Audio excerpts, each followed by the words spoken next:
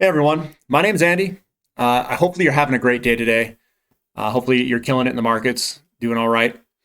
Uh, my channel's finding value. If you like making money, subscribe to the channel. Thumb up for the content if you like the content, and give comments below on anything and questions, comments, whatever you got, leave it below. I'm going to talk about gold price. We've been meandering sideways down. It looks like it might be some time, but I'm going to show you some things about the gold mining companies just so you guys realize what's happened in the past. So I'm going to call this gold price. I'm going to show you what the pricing is in relationship to housing starts and potentially when gold may turn up and how it's performed in its history. So gold mining companies, I'm going to talk about them as well. They move in the beginning of the bull market and then they lag in the second half of the bull market. At least that's what I've seen in the last bull market. In my opinion is I think it's because oil outperforms gold and puts pressure on mining companies' margins at the end of bull markets. Royalty companies are not affected by the increase in mining costs because they have a royalty stream based off of the price of the commodity and the volume that's moved of the commodity. It's a great business model. Silver has more leverage than gold does, and it still seems to outperform throughout the entire cycle. And either way, it's something to watch for and be aware of this underperformance on the back half of the bull markets. And I'm going to show you some charts.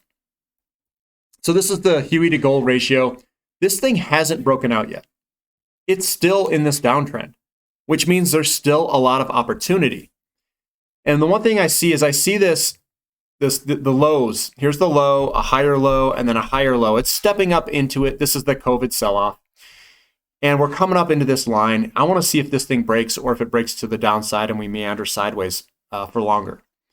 But I'm watching this. If we break this downtrend line, I think we're going to have a good, bull market move here.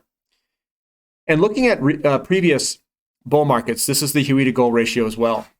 I just want to show something. And what this is the Huey, so the gold mining index to gold ratio.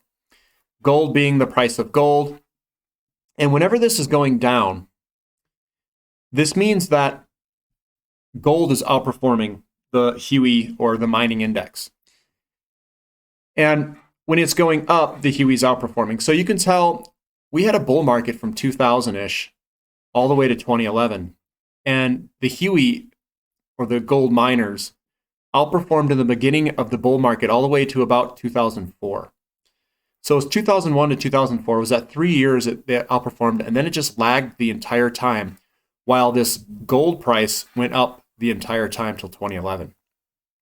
So watch out for this, because I don't want you to think that you've got this huge leverage to the price of gold and then all of a sudden it doesn't work out for you. That happened to me during the last bull market. And I don't want it to happen to all you guys. Here's the bottom. This is where we're at right now. It's extremely cheap. I'm just waiting for this to really fly up here. That's what I'm looking for. And if it moves, that's great. And if it doesn't move, maybe we have a bull market without the miners ever partaking in it. At least the gold miners, not silver miners, not some of these other ones, but gold miners. I'm still think we're going to see a large move to the upside. I think we're going to see a huge rush into gold at some point. I don't know when that point is, but I can show you potentially where it could be. So here's the price of gold. And that what we were looking at was basically 2000 to 2004 was about here. So the gold miners really performed in this little section right here. And that's what we're seeing from 01 to 04. 01 right here to 04. And the gold price ramp up and the peaks, this is where I'm looking at the potential price moves of gold going forward for today. So I looked at the past. From 71 to 75, gold went up. From 76 to 80, gold went up. In 2001 to 2011, gold moved higher. And I overlaid this on the this is the housing starts, the new privately owned housing unit starts. My theory is that, or thesis, ties real estate with changing market conditions and inflation. So inflation, when we build more new homes, we go into an expansion phase. It is inflationary, and that inflation pushes interest rates higher, or drags interest rates higher with it. And that interest rate changing changes the investment environment where money starts to rotate between sectors. And what we have here is this is the beginning of the bull market in gold, and then it pulled back. And just to overlay that in 75, 76, it's about 75, it's from this point to this point, and then we had a pullback, and then it's this point to this point that I'm charting here. And these are the points. So it's delayed a little bit. So it goes up, the gold turns on because it's delayed a little bit. And then it peaked right here because we had this decline right here in housing starts, was said, hey, look, gold's going to be overpriced. So gold declined, but then the housing starts went back up. And then gold started moving up right here when we went into an expansion phase, and then ended a little bit after this guy peaked out. The same thing happened here.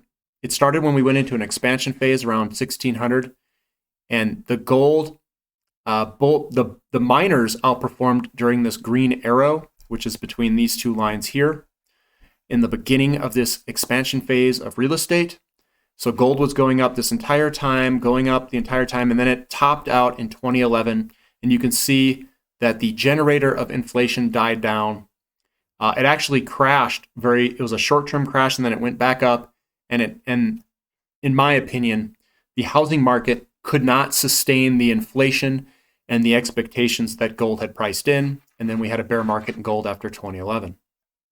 But looking going forward, gold price bottomed right here, right when we were going to an expansion phase of real estate. We've had some problems here when we shut down the economy.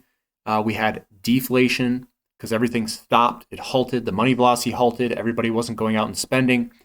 A lot of things happened, and we're starting to come back up. And I think we're going to see inflation here very soon when things start getting kicked off. I think springtime, summertime, we're going to see an uptick in inflation and more money velocity, I think. And I think gold's going to come back. And we've got all the right conditions in terms of real estate and housing starts for that to happen. So one thing I want you to keep in mind, or to keep at the forefront of your mind, is monitor performance. It's much easier to play all these moves with physical precious metals, as it is the most direct way to play the move. Mining companies provide leverage in a good way for only a very short period of time. And I want you to understand that as an investor. These things may not perform. You may not get leverage for the entire bull market of precious metals. It may only be the beginning for a very short period of time. Monitor the index to the price of the metal to ensure you're getting leverage to the move, or at least even maintaining the move. Last bull market, gold mining companies underperformed the metal itself for the back half of that commodities bull market or precious metals bull market. So that's something to pay attention to, and that's why I'm showing you this. It's not just buy a bunch of mining companies, sit in it for the entire bull market and have them outperform the entire time. It doesn't work like that, and it hasn't worked like that. At least it didn't work like that for the last bull market. We did have oil go up a ton at the end of the last bull market, and I think that's what slowed down the gold mining companies, because the mining companies, their margins expand and they increase and decrease based off of their input costs. And if oil goes through the roof, their input costs go through the roof, and their mining margins actually contract, and sometimes they lose money.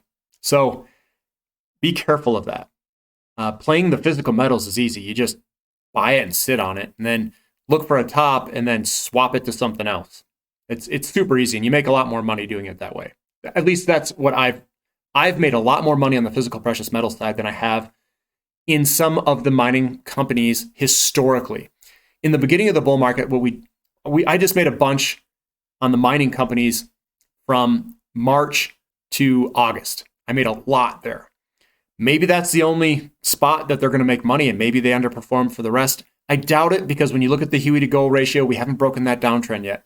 I think there's going to be a massive move very quickly in the beginning of the bull market, and then you're going to have to look to rotate out and go into the physical metal later on. I think it hasn't happened yet. We haven't broken that downtrend.